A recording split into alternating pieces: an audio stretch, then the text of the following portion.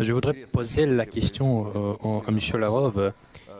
Il y a des événements assez intéressants au Burkina Faso où le gouvernement de transition a demandé de retirer le contingent français du pays et de quitter le territoire du pays dans un mois.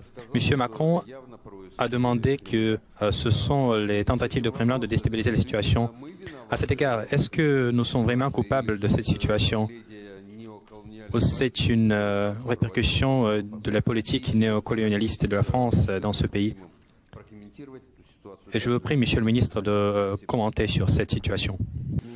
En ce qui me concerne, encore une fois, ici, c'est la question des principes de politique internationale. Nous ne pratiquons pas l'ingérence dans les affaires intérieures et le président Macron a dit que reconnaît que la France pratique cette ingérence. Une situation similaire a été constatée l'année dernière au Mali, où, compte tenu des questions de sécurité dans ce pays, le gouvernement, concernant l'élimination, la décision française de retirer ses troupes du Mali, a créé une situation d'insécurité. Et donc, le gouvernement malien a fait appel à la Russie pour l'aider à assurer cette sécurité. Et au cours d'une session de l'Assemblée générale de l'ONU, j'ai rencontré le ministre d'alors des Affaires étrangères, le ministre français des Affaires étrangères. Nous avons discuté avec Monsieur Borrell, le représentant de la politique extérieure de l'Union européenne, et tous les deux, dans un respect des conventions, ont quand même voulu savoir pourquoi nous manifestions des initiatives en Afrique. Mais je leur ai répondu que simplement que nous sommes intéressés à développer des relations avec tous les pays qui manifestent un intérêt pour cela et que nous ne voyons aucun obstacle à le faire avec tous les pays sur le continent. Ils m'ont dit que la Russie devait comprendre que l'Afrique est une zone d'intérêt privilégiée de l'Union européenne. Et en même temps, un certain temps avant ça, les représentants de l'Union européenne avaient dit que les Balkans est une zone d'intérêt privilégiée de l'Union européenne et que personne d'autre ne devait y venir. Et en même temps, dans le cadre de cette déclaration, de ces déclarations néocolonialistes, ils ont dit que c'était tout à fait normal que l'Union européenne travaille à proximité des frontières de la Fédération de Russie et qu'ils voulaient un renforcement de la coopération économique, etc. Ils n'avaient aucun doute sur le fait qu'ils avaient le droit de développer leur propre stratégie, leurs propres relations, mais c'est vraiment de stratégie en Asie centrale, par exemple. Ils étaient absolument convaincus d'avoir le droit de travailler en Ukraine à l'époque où les tendances anti-russes se faisaient jour en Ukraine. D'ailleurs, dans cet espace eurasiatique gigantesque, il y a plusieurs sociétés militaires privées françaises qui travaillent dans cet espace, et cela est considéré comme normal.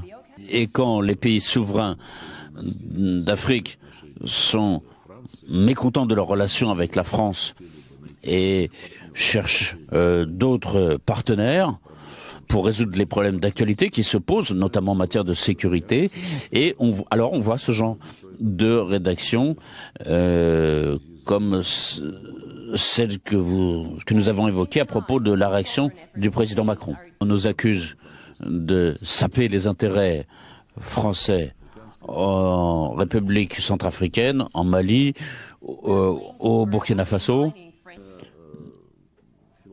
Mais c'est toujours la même philosophie, la même mentalité que l'Union européenne applique sur tous les points du globe, et notamment, spécifiquement, cette mentalité s'est manifestée à l'égard de l'Ukraine déjà au début des années 2000, quand l'Union européenne avait dit clairement que l'Ukraine devait choisir, soit elle est avec l'Union européenne, soit elle est avec la Russie. C'est la même logique vicieuse qu'on retrouve appliquée à l'égard des pays africains dans ce continent.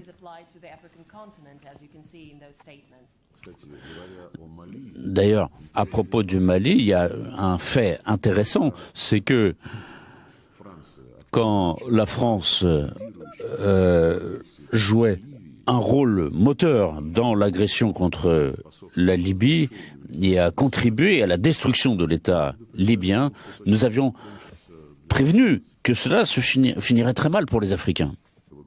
Et finalement, dans l'absence de l'État libyen et même de tout appareil étatique, la Libye s'est transformée en trou noir et des millions de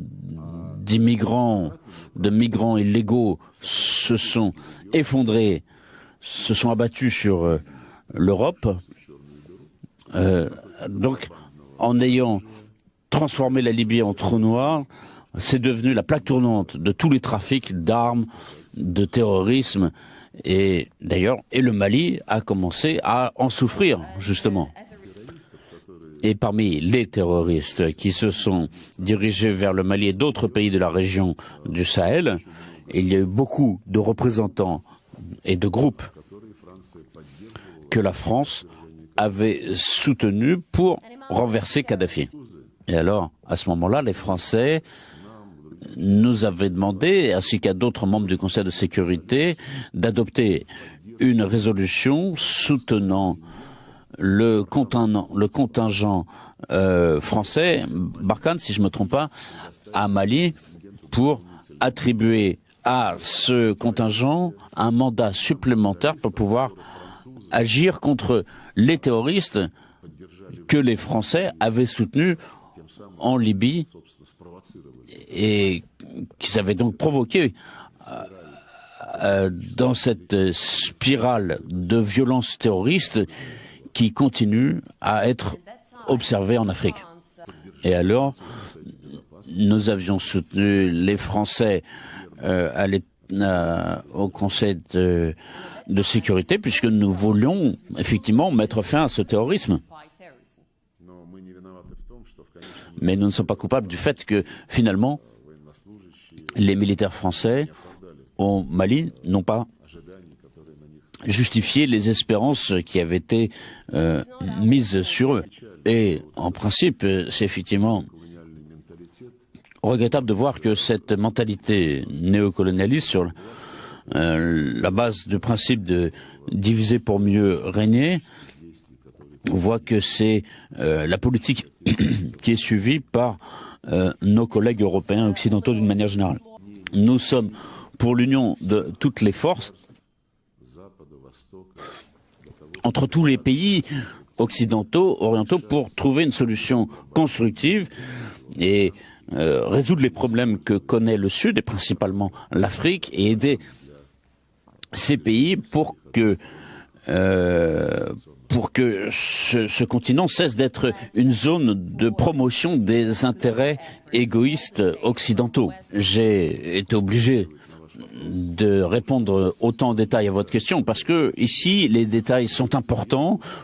C'est dans le diable que se cache le diable, et il y a beaucoup de choses ici qu'on ne sait pas parce que la propagande occidentale fonctionne sur la base de slogans. La Russie est un agresseur.